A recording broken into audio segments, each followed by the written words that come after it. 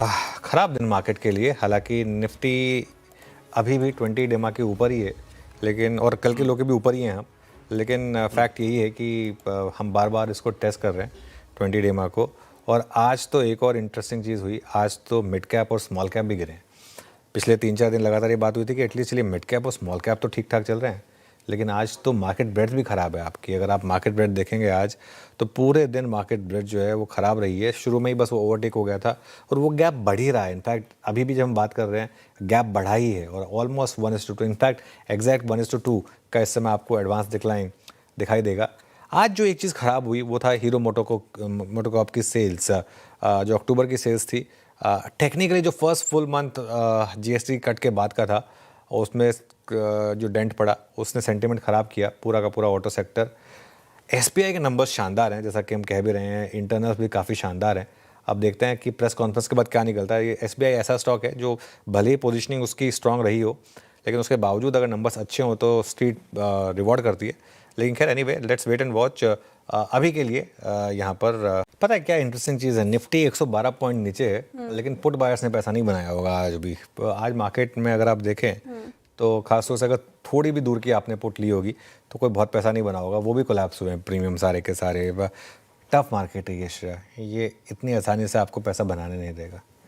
और मैं सच बताऊं तो मेरी गट फीलिंग अभी भी यही है कि ये एक बड़ी रैली से पहले थोड़े से वीक हैंड्स को बाहर निकालने वाली मार्केट है।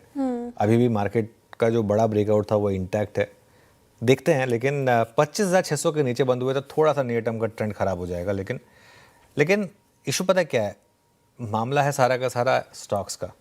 अभी भी अगर आप इंडिविजुअल स्टॉक्स में, और आपको 2-3 स्टॉक्स चाहिए, ऐसा नहीं है कि आपको हर चीज़ पकड़नी है, हर ट्रेड आपको ग्रिप में लेना है। फॉर एग्जांपल आज सुबह हमने हिटाची की बात की थी, वो 5% 6% ऊपर खुलने के बाद भी उसमें और मोमेंटम आया, और देखिए अब 13.5% ऊपर है, ऑलमोस्ट 15% एफ का स्टॉक भागा है। तो ऐसा नहीं कि स्टॉक्स रिएक्ट नहीं कर रहे हैं पॉजिटिव साइड पर, पॉजिटिव साइड पर भी रिएक्ट कर रहे हैं, काफ़ी रिएक्ट कर रहे हैं। बहुत सिलेक्टिव होने की ज़रूरत है आपको इस मार्केट में। अंधाधुंध कुछ भी ले लेंगे तो पैसा नहीं बनेगा, लेकिन अगर अच्छा स्टॉक सिलेक्शन करेंगे और होल्ड करेंगे तो मार्केट में पैसा बन रहा है इस समय। 25,600 से 25,650 के बीच एक रेजिस्टेंस है निफ्टी के लिए, और सॉरी सपोर्ट है 25,650, रेजिस्टेंस करीब करीब 25,750 से 25,800 पर है। बैंक निफ्टी की जहाँ तक बात है, यहाँ 57,500 57,700 पर सपोर्ट है और 58,200 से 58,400 पर एक रेजिस्टेंस है। लेकिन मैं एक चीज़ बताऊँ ना, मेरा ये मानना है कि मार्केट में अभी भी आपको मौके दोनों तरफ के मिल रहे हैं। आप दोनों तरफ की ट्रेड्स अगर लेना चाहें तो आप ले सकते हैं। लेकिन निफ्टी के लिए डिसाइसिव फैक्टर रहेगा 20 डे का। एक टेस्ट तो सक्सेसफुल हुआ, अब दूसरा टेस्ट, आज जिस तरीके से मार्केट अब वापस नीचे आ रहा है, कल का लो था करीब करीब 25,632 के करीब आते हैं इनका।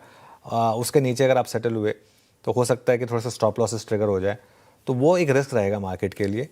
लेकिन नंबर्स का जो सीज़न रहा है ना, वो अच्छा रहा है काफ़ी। आज आप M&M के नंबर्स देख लीजिए, SBI के नंबर्स देख लीजिए, नंबर से कोई कंप्लेन नहीं है। तो उससे पहले आपने जितने नंबर्स देखे उसमें किसी में कोई कंप्लेन नहीं है। Let's wait and watch.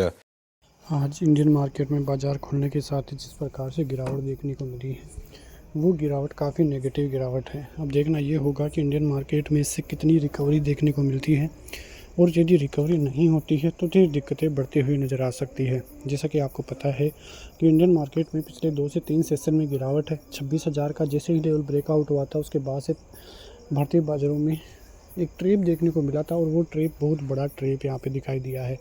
तो अब देखना यह है कि कल किस प्रकार से मार्केट दिखाई देता है। कल के लिए काफ़ी अहम मार्केट रहता हुआ नजर आएगा, क्योंकि आज की गिरावट दर्शाती है कि बाज़ार 25,600 की लगभग की क्लोजिंग देखने को मिली है। अब 25,600 से यदि बाज़ार 25,550 और 500 का लेवल भी तोड़ देता है तो एक ट्रेंड बिल्कुल ही चेंज होता हुआ नजर आएगा, जो इंडियन मार्केट को काफ़ी नेगेटिविटी की तरफ लेकर जा सकता है। देखने की बात यह है कि क्या बाज़ार में फिर से कल भी गिरावट देखने को मिलती है। ऊपर की तरफ यदि 25,650 25,700 का लेवल पार हो जाता है तो फिर ट्रेंड चेंज होने के चांसेस काफ़ी अहम देखने को मिल सकते हैं। लेकिन यदि ऐसे ही गिरावट होती रही तो आगे भी इंडियन मार्केट में ज़बरदस्त गिरावट देखने को मिल सकती है।